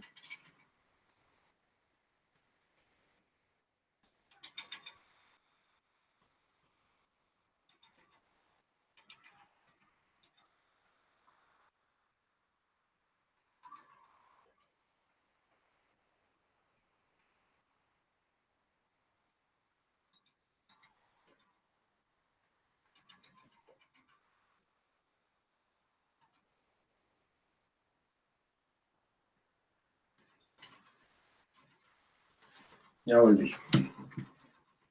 Ya, entonces ahora vamos con el codo, ¿ya? Bueno, el codo va a tener elementos, al igual un poco en la explicación de la clase, va a tener elementos óseos, ligamentosos, elementos musculares y tendinios y elementos neurovasculares. Más que nada acá en la clase lo que hemos estado hablando y conversando es como por qué hay que palpar esa estructura y un poco dándole algunos tips de qué se podrían encontrar y cuándo deberían palpar la estructura, pero la palpación es algo que sí o sí debe hacerse de manera presencial porque es imposible de que yo pueda retroalimentarlos si están palpando bien o mal, si que no los tengo ahí al lado de uno. De hecho, la primera clase presencial que vamos a hacer, cuando esto un poco se active, vamos a hacer una evaluación postural, obviamente, vamos a hacer una simulación de una anamnesis, como que alguien se haga pasar por un paciente y le tiene que contar al otro lo que están viendo, y después obviamente vamos a entrar a hablar de la palpación y obviamente los otros ítems que también son presenciales. Si uno no vive esto presencial, en verdad es bien difícil poder en el fondo saber cuál es la técnica correcta de la palpación. Bueno, los elementos óseos que uno debería palpar en el codo, principalmente voy a ir hablando de uno por uno y obviamente voy a ir dando la explicación, son el epicóndilo lateral y medial. En el codo, tocar los epicóndilos medial y laterales es importante porque son los elementos de donde nacen los tendones de los músculos flexores y extensores de manos y dedos. Principalmente del epicóndilo lateral nace toda la musculatura que es extensora de manos y dedos, en una patología que se llama epicondilitis, ¿sí? ¿Ya? Cuando yo tengo una lesión del epicóndilo lateral, la patología se llama epicondilitis, porque ahí está ubicada la musculatura extensora de mano y dedos. Y principalmente cuando yo toco la epicóndilo medial se relaciona con una epitrocleitis, porque medialmente está la tróclea, lateralmente está el cóndilo.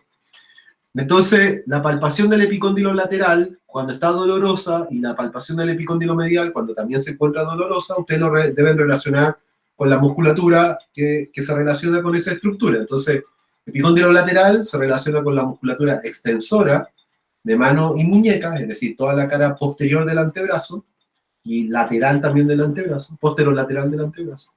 Y cuando el paciente, ustedes palpen el epicóndilo medial y se encuentren con dolor en esa zona, ustedes lo deben relacionar con la musculatura que es flexora de mano y dedos, es decir, toda la musculatura que está ubicada principalmente en la pared medial del antebrazo. Otra de las estructuras que es importante de palpar desde el punto de vista óseo y ligamentoso son la cabeza y el cuello del radio, principalmente porque la cabeza y el cuello del radio también es frecuente que se fracture, no tan habitual quizás como la clavícula, pero en algunos casos sucede, pero la palpación de la cabeza y cuello del radio principalmente tiene una importancia desde un punto de vista de la palpación por movilidad, porque si yo sé palpar la cabeza del radio, yo puedo evaluar si realmente la cabeza del radio está deslizando hacia anterior y posterior sobre el cóndilo del húmero, y el desplazamiento anterior y la palpación de la cabeza y del cuello del radio es importante para poder en el fondo evaluar y diagnosticar si la cabeza del radio se está moviendo sobre el cóndilo en un movimiento artrokinemático que es definitorio en lo que es la flexión y extensión del codo. La cabeza del radio es cóncava y el cóndilo es convexo, por lo tanto en una regla que se llama la regla cóncava-convexa, cuando yo evalúo la artrokinemática de esta articulación, que es la radio humeral o la húmero radial, si es que el radio no se está movilizando hacia anterior sobre el húmero, yo entiendo que el paciente va a tener un problema en la flexión, y cuando la cabeza del radio no se está movilizando hacia posterior, no se está deslizando hacia posterior sobre el cóndilo del húmero, yo entiendo de que el paciente va a tener problemas en la extensión. Entonces la palpación de la cabeza y del cuello del radio tiene una importancia desde el punto de vista de la movilización pasiva, de la artrokinemática, porque me va a mí a ayudar a entender por qué el paciente no flecta o no extiende. Si es que no hay un deslizamiento anterior del radio sobre el húmero, el paciente debería tener afectada la flexión. Si no existe un desplazamiento posterior de la cabeza del radio sobre el húmero, entiendo de que el paciente debería tener un problema hacia la extensión. Y esa misma evaluación del movimiento artrokinemático, del deslizamiento de la cabeza del radio hacia anterior y posterior, yo lo puedo hacer como tratamiento. Si la cabeza del radio no desliza hacia anterior y el paciente tiene un problema hacia la flexión, si yo empiezo a deslizar la cabeza del radio hacia anterior, yo mejoro la flexión. Si el paciente no desliza hacia posterior en la cabeza del radio y yo empiezo a deslizarla hacia posterior, se va a mejorar la extensión del codo. Entonces, luego tenemos el olecranon, principalmente la palpación del olecranon es un poco en la búsqueda quizá de algún rasgo de fractura por alguna caída sobre los codos, y que tampoco es tan habitual, porque en verdad el olecranon aguanta golpes fuertes, pero se puede fracturar obviamente. Pero principalmente la palpación del olecranon se relaciona con el sitio de inserción o la zona donde está el tendón del tríceps. Entonces, cualquier paciente que tenga algún dolor manifestado cuando hace extensión del codo y tiene una alteración del funcionamiento del tríceps braquial, obviamente va a tener, si el cuadro doloroso no solamente es muscular, sino que además es tendinoso, obviamente que podría doler el olecranon. En el caso de la fosa olecraniana, de la palpación de la fosa olecraniana, que es la fosa donde el olecranon llega para formar esta articulación húmero-ulnar que hace los movimientos de flexión y extensión del codo, principalmente la palpación del olecranon, de la fosa olecraniana, guarda relación con la bursa olecraniana, es decir, cuando el paciente hace mucho tríceps y ha hecho mucho trabajo de tríceps, tanto de manera en el gimnasio por haciendo carga o quizás por alguna actividad deportiva como podría ser la natación, la inflamación del tendón del tríceps o del mismo tríceps puede generar una inflamación de la bursa olecraniana, y principalmente el paciente que tiene un dolor de la bursa olecraniana, que es una bursa que está debajo del tendón y evita el desgaste entre el tendón y el hueso, principalmente le va a doler la palpación de la fosa olecraniana, ¿no? Luego, bueno, en la cara medial, por posterior del húmero, hay una corredera llamada la corredera del nervio ulnar. Si ustedes apoyan los codos en una superficie densa como una mesa, se va a manifestar una sintomatología, principalmente en los dedos meñique y anular, tanto por anterior y posterior, que se relaciona con el nervio ulnar. Entonces la palpación de la corredera del nervio ulnar obviamente se relaciona con la sintomatología en un pilar más neurovascular relacionado con alguna alteración de tipo compresiva de este nervio que es el ulnar, que le va a entregar la sensibilidad y motricidad principalmente a los dedos meñique y anular, tanto anterior como posteriormente. Luego, tanto el radio y la ulna anteriormente tienen una tuberosidad, principalmente en el caso de la tuberosidad del radio, que es en el fondo la tuberosidad que es lateral, porque el radio es lateral en el antebrazo. La tuberosidad del radio, la palpación de la tuberosidad del radio se relaciona principalmente porque la tuberosidad del radio es un sitio de inserción del tendón del bíceps braquial. El bíceps braquial se inserta en la tuberosidad del radio y genera una expansión aponeurótica en la zona. Entonces, cuando el paciente tiene un dolor en el bíceps braquial o tiene un desgarro del bíceps braquial, también podría doler la tuberosidad del radio porque es el sitio de inserción de ese tendón. Luego tenemos la tuberosidad de la ulna, a diferencia de la tuberosidad del radio, es el sitio de inserción del braquial.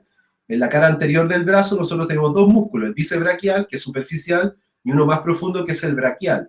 Entonces, el bíceps braquial es biarticular, porque participa en la flexión del codo, más la pronación, y además participa en el hombro haciendo flexión y ABD. Entonces, si yo tengo problemas de ABD y flexión del hombro, y tengo problemas de flexión del codo y pronación del codo, yo debería palpar la tuberosidad del radio porque es el sitio de inserción del bíceps braquial. En el caso de la tuberosidad de la ulna es el sitio de inserción del músculo braquial. El músculo braquial es el músculo profundo de la cara anterior del brazo y principalmente es un músculo monoarticular que solamente realiza flexión del codo.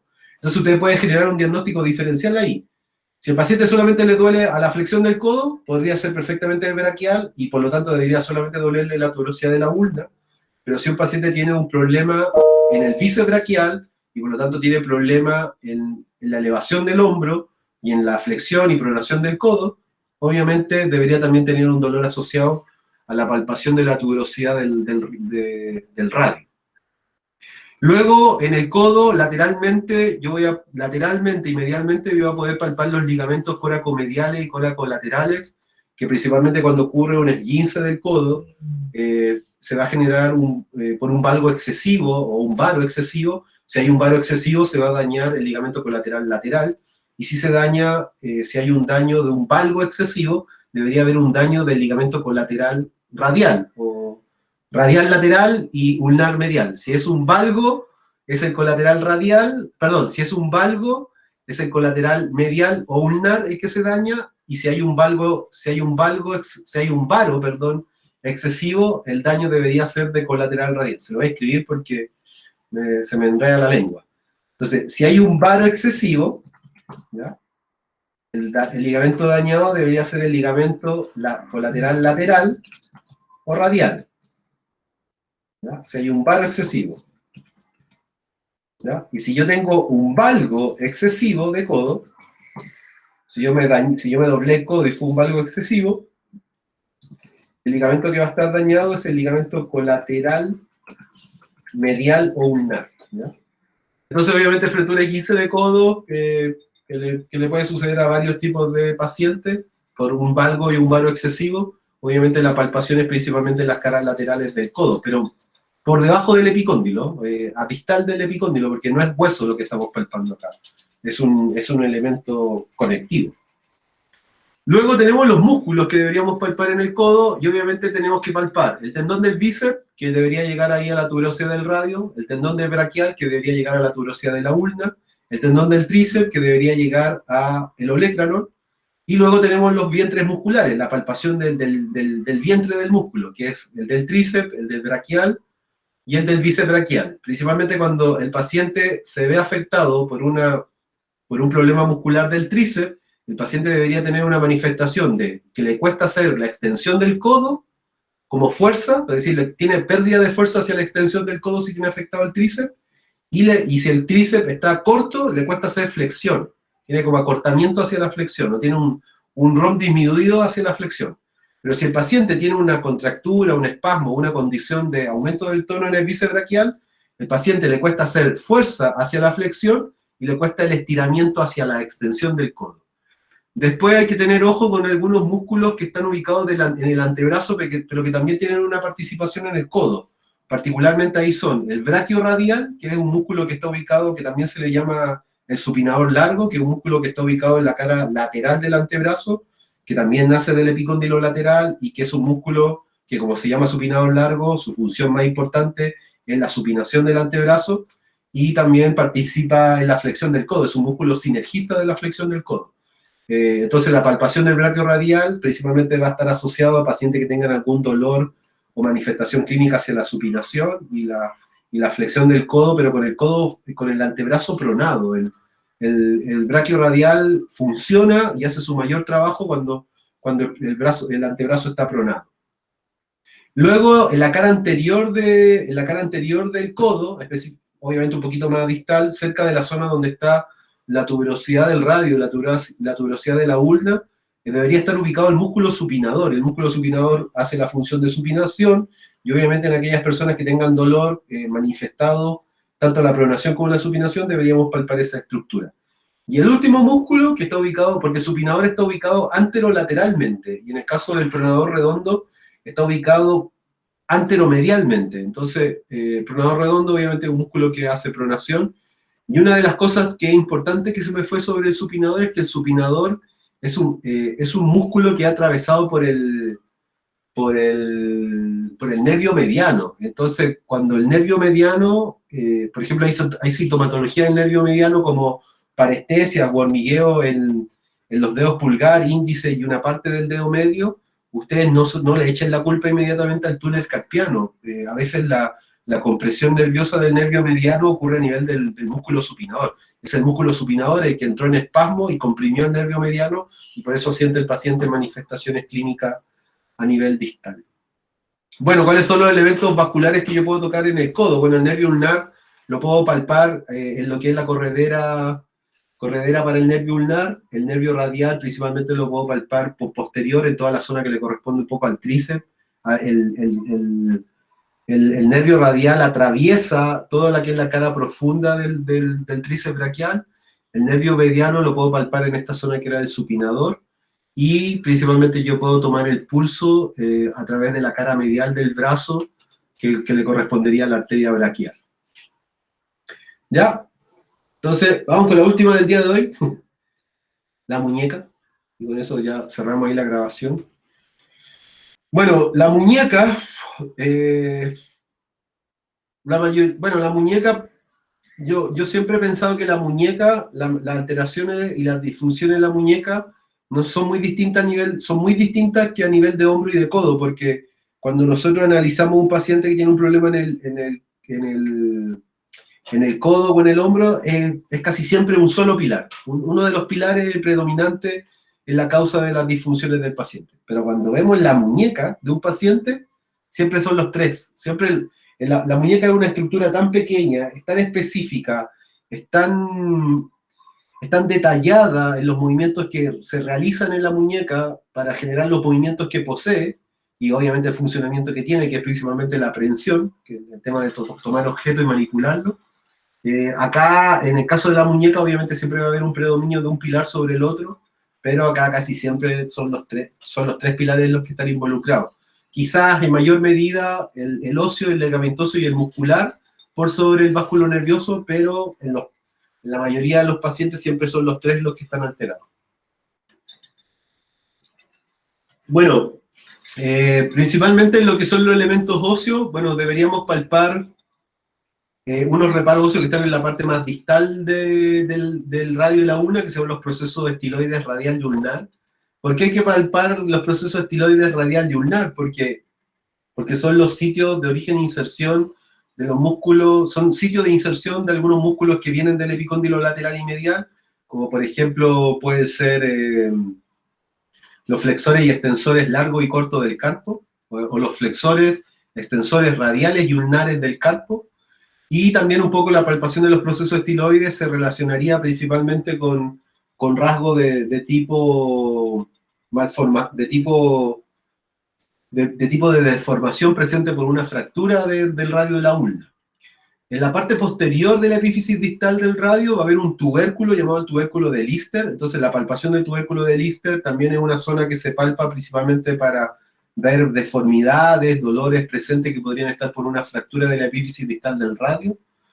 Y luego obviamente está la palpación de todos los huesos del carpo, principalmente la palpación de los huesos del carpo de la primera fila del carpo, ordenado desde lateral a medial, sería el escafoide, el semilunar, el piramidal, y por último el pisiforme, teniendo en cuenta que el pisiforme es el único hueso del carpo que no está ubicado al lateral del otro, sino que en el caso del pisiforme es un hueso sesamoideo que se relaciona con un músculo que es el flexor ulnar del carpo, y que es el único hueso sesamoideo del cuerpo, porque el resto de los huesos del carpo son cortos, y principalmente el pisiforme está ubicado anterior del piramidal. Entonces, cuando los pacientes o los sujetos se caen de palma y sufren un impacto importante en la cara anterior de la muñeca, nosotros deberíamos evaluar, obviamente, todos los huesos, pero prestarle quizás más detalle al pisiforme.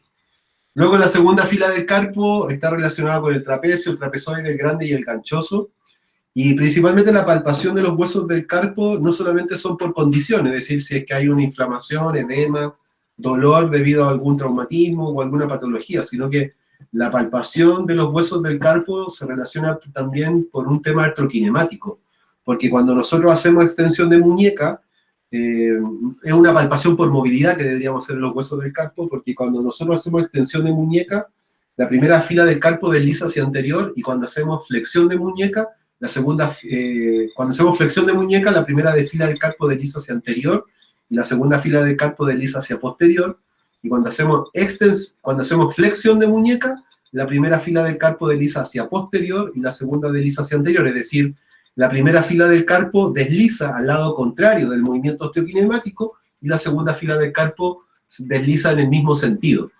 Después, todo lo que corresponde a la palpación de los metacarpianos, de la falange proximal media y distal, también va en la búsqueda de alguna deformidad que podría estar presente, quizás algún dolor puntual que podría haber en la estructura, pero principalmente la palpación de los metacarpianos debería ser de la base del cuerpo y de la cabeza, tanto en una palpación en búsqueda de puntos sensibles y en la búsqueda de una palpación por condición y en una palpación por deformidades debido a una fractura. Entonces, en los metacarpianos deberíamos palpar la base, el cuerpo y la cabeza, la parte más proximal, la media y la distal.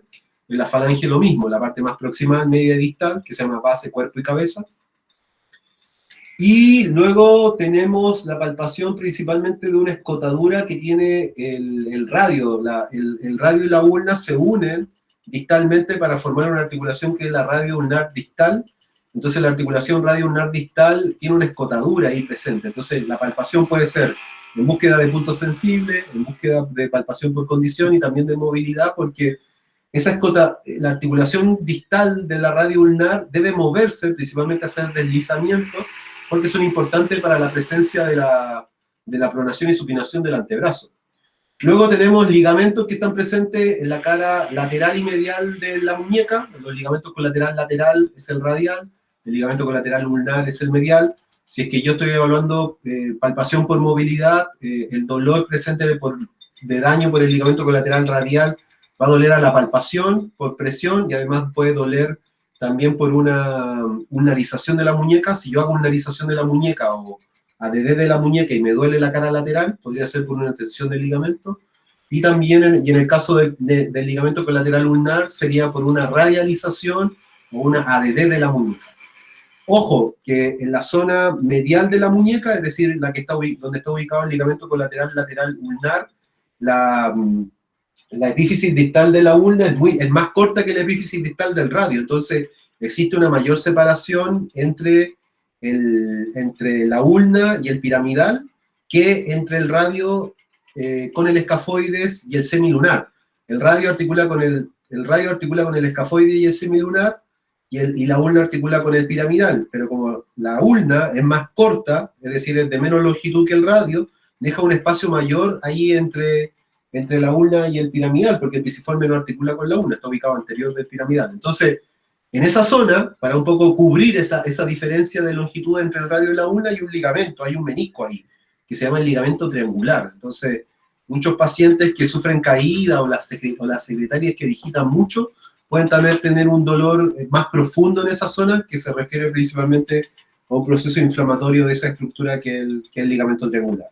Luego tenemos los ligamentos colaterales, mediales y laterales de la articulación interfalángica de los dedos. Todos los dedos de la mano tienen ligamentos colaterales, mediales y laterales, que van de forma oblicua, y obviamente yo puedo palparlo en la parte medial y laterales de la articulación interfalángica, principalmente en lo que vendría a ser la palpación por puntos sensibles. Bueno, en la muñeca, principalmente yo debería palpar todos los músculos que son del antebrazo. Primero voy a hablar de los músculos que son extensores, ¿ya? Que son más pocos. Entonces, todos los músculos que son extensores vienen del epicóndilo lateral del codo, y principalmente yo lo que debería palpar, cuando hablamos de palpación de músculo, yo estoy palpando el vientre del músculo. Entonces, en toda la zona lateral y posterior del antebrazo, el primer músculo que toco, ordenado de anterior a posterior, en la parte lateral del antebrazo, sería el brachioradial. Luego vendría la palpación del extensor radial largo y corto del carpo, que principalmente ellos hacen extensión de la muñeca. Entonces, cuando el paciente no puede hacer extensión de muñeca o le duele a la flexión de la muñeca por estiramiento, yo podría pensar que el músculo afectado es el extensor radial largo y corto del carpo. Luego tengo los extensores superficiales de los dedos, que sería la parte más posterior del antebrazo. Si a mí me duele esa zona, debería tener pérdida de fuerza hacia la extensión de los dedos y disminución de la flexibilidad hacia la flexión. Y luego tenemos ordenados desde lateral a medial todos los músculos que formarían parte de la parte anterior y medial y flexores de muñeca y dedo, que son el palmar largo, el flexor superficial de los dedos, el flexor radial largo del carpo, el pronador redondo, el supinador, y los tendón de los músculos comunes epicóndilos laterales o extensores del carpo, y el tendón de los epicóndilos mediales o flexores del carpo. Las estructuras que yo voy a poder palpar vascular y nerviosa a nivel de la muñeca, principalmente voy a poder palpar la arteria radial y la arteria ulnar, que es donde se toma el pulso en la muñeca. Esas dos zonas yo puedo en el fondo tomar el pulso.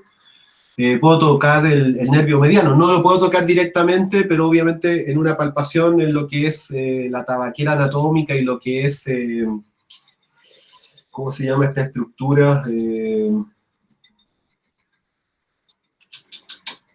retináculo flexor. Si yo toco toda la zona yo hago una compresión del retináculo flexor, que está ubicado en la parte anterior del túnel carpiano, yo puedo hacer una compresión y una palpación indirecta del mediano. Si le llega a un paciente con sintomatología en el dedo pulgar, índice y medio, y además tiene un dolor de la muñeca, con solamente palparle la parte anterior de la muñeca en este retináculo flexor, yo comprimo el nervio mediano, y si hay un cuadro inflamatorio profundo, obviamente se van a manifestar los síntomas de hormigueo y parestesia en los dedos. De hecho, hay una prueba que se llama Fallen, que es principalmente colocar las manos como rezando, y que es una compresión al fin y al cabo de ese mismo nervio. Y en la parte lateral del túnel carpiano, específicamente en un canal que se llama el canal de Guyon, que es un canal que genera el ámulos de la matal. El amatal, recuerde que el ganchoso, que es el último hueso, el hueso más medial de la fila distal del carpo, tiene un gancho. Entonces en ese gancho deja un túnel. Y por ese túnel pasa el nervio ulnar. Así que principalmente alguna sintomatología relacionada con el nervio ulnar, como podría ser la sensación de parestesia en el dedo meñique y anular, podría manifestarse dolor en esa zona que le corresponde al canal de Guyon, o también el canal del ganchoso, ¿vale? Así que, bueno, tanto los cuerpos hay un punto aparte, tanto el cuerpo de los metacarpianos como de la falange se puede palpar tanto anterior y posteriormente, principalmente en la búsqueda de alguna deformidad que se relacione con algún incidente de alguna fractura. Entonces, yo más que nada acá en la clase, de manera teórica, un poco les doy algunos tips y cómo se relacionaría esta palpación, cuál es la palpación que yo voy a buscar un poco en cada una de estas estructuras, pero entiendo de manera muy clara de que al fin y al cabo este ítem, que es la palpación, se debe vivenciar de manera presencial, porque hay que hacer un repaso de cómo están tocando, si están tocando realmente la estructura correcta. Y en verdad la palpación siempre va a traer problemas en la enseñanza, porque principalmente uno hace una buena palpación en la medida que va ganando experiencia, y la experiencia, la única forma de conseguirse es haciéndolo, y acá lo que hay que hacer es empezar a palpar y tocar a todos. Y un poco este tema del coronavirus ahora no nos permite palpar y tocar quizás tan libremente. De hecho, yo en lo particular, en lo que es como traumatología, no me gusta tocar con guantes, y y a veces en estos días de atención de paciente que me ha tocado atender con guantes, yo prefiero y hago prevalecer principalmente la palpación con una limpieza de manos correcta de manera previa, a que usar los guantes puestos para palpar, porque me quita sensibilidad los guantes. Entonces, prefiero la limpieza de mano, la higiene de las manos, por sobre el uso de guantes para poder palpar la estructura. Pero principalmente en el laboratorio de esta asignatura lo vamos a hacer obviamente con guantes, para evitar cualquier cosa. Bueno, ya con esto detengo la clase del día de hoy, cumplí con lo que tenía que cumplir el día de hoy, que era principalmente ver el tema de la palpación